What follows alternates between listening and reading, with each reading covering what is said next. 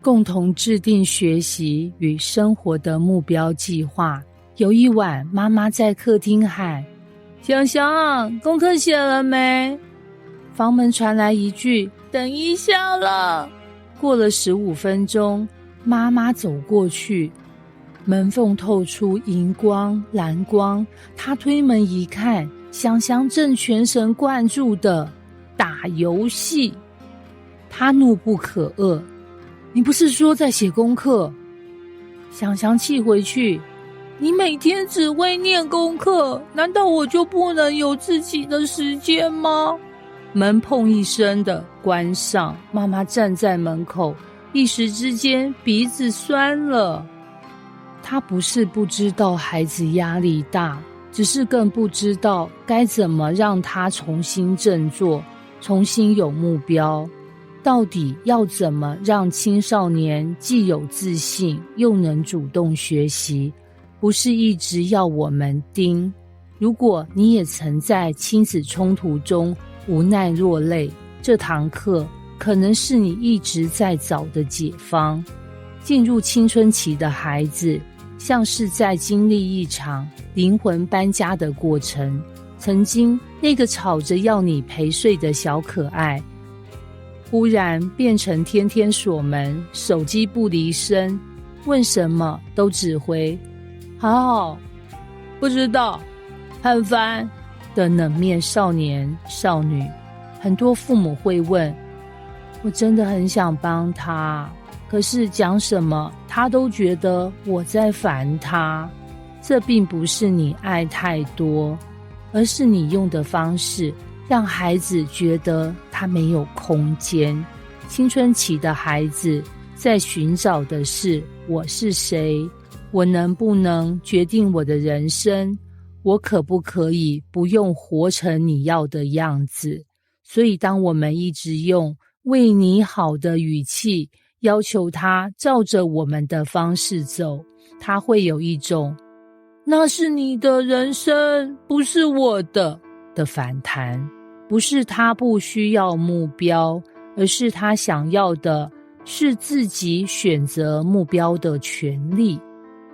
晴雯是一个国3女生，成绩中等偏下，特别讨厌数学。她常常说，我一辈子都不会用到微积分，干嘛学那个？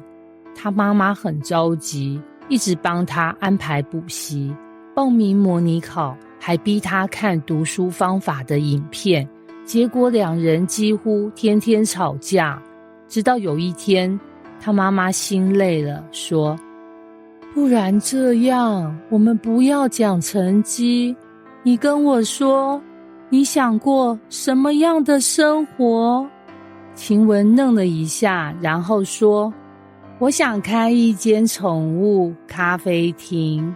这句话开启了新的对话。妈妈没有泼冷水，而是问，那开咖啡厅需要学什么？你想怎么准备？晴雯上网查了资料，发现要学经营、成本管理，还要会基本设计，这些科目让她重新连结到学校课程。尤其发现数学对于开店预算其实很重要。从那天起，她不是被逼着读书，而是开始主动学习，因为她知道自己为什么而学，而那个目标是她自己选的。目标感是自信与热情的燃料。许多青少年缺乏学习热情，不是因为懒惰，而是因为他不知道学这个有什么用。他从来没有被邀请参与自己的人生规划，他害怕失败，所以干脆不要有目标，免得失望。而如果父母能够帮助孩子建立内在动机，而不是用外在压力、成绩、排名、比较去推，那么孩子会开始从内而外产生学习热情与自信心。父母与青少年之间最大的误解之一是目标定定的方式。多数家庭的剧本如下：爸妈，你要考上某某高中，这样未来才有竞争力。孩子，那是你要的，不是我要的。久而久之，孩子不是放弃反抗，就是反抗到底。但如果改变剧本呢？我们一起来讨论，你未来3年想成为怎样的人？我们可以怎么设计生活与学习计划来支持那个目标？当孩子参与制定的过程，他会感觉这是我的选择，而不是爸妈强加给我的目标。这样的参与感本身就是一种自信的养成。国2的男孩俊泽曾经是个打死不读书的孩子，他每天都混时间，手机一滑就是3小时。他的爸爸是一个工程师，平常工作很忙，但在某次家庭会议中，爸爸做了件事，改变了2人的关系。那天晚上，他拿出一张 A3 纸说，我们不谈成绩，来开一个俊泽的未来蓝图会议。这不是作业，是我们来画梦。他让俊泽自由画出5年后的自己。结果俊泽画了一个滑板教练，旁边开着一台房车，全台跑透透。他爸没笑，反而说，酷儿，那这3年你觉得可以准备什么？他们一起列出学习清单、技能清单、体能清单、金钱规划。然后爸爸说，我帮你准备地图，但路你自己走。从那天起，俊哲开始练英文，因为他说，我以后想出国比赛。他还自己设定每周的滑板训练计划与饮食菜单，甚至自己提议减少打电动时间，让爸妈哭笑不得。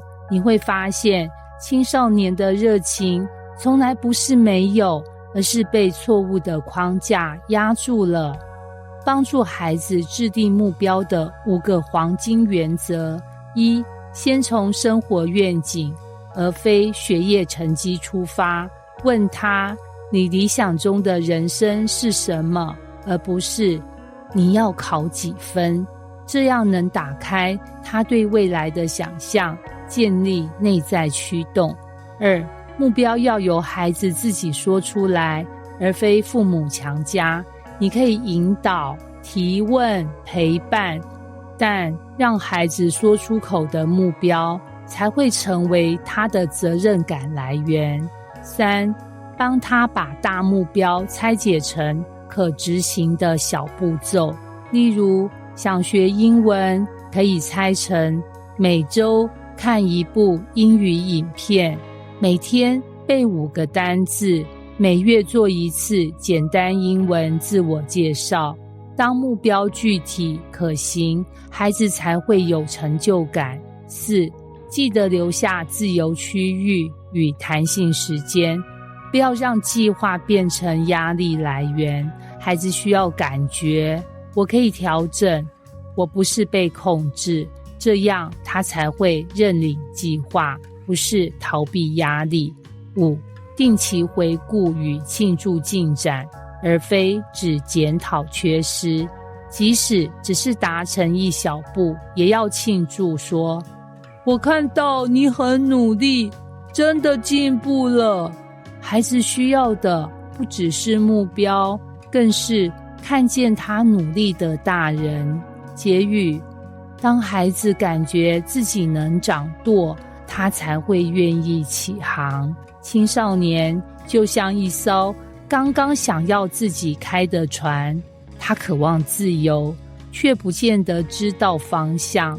他抗拒控制，却也不是真的希望你消失。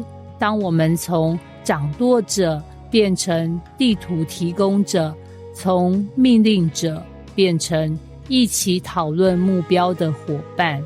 亲子关系会产生真正的化学变化，不是他突然变乖了，而是他开始相信，我不是为了爸妈学习，而是为了我自己的人生努力。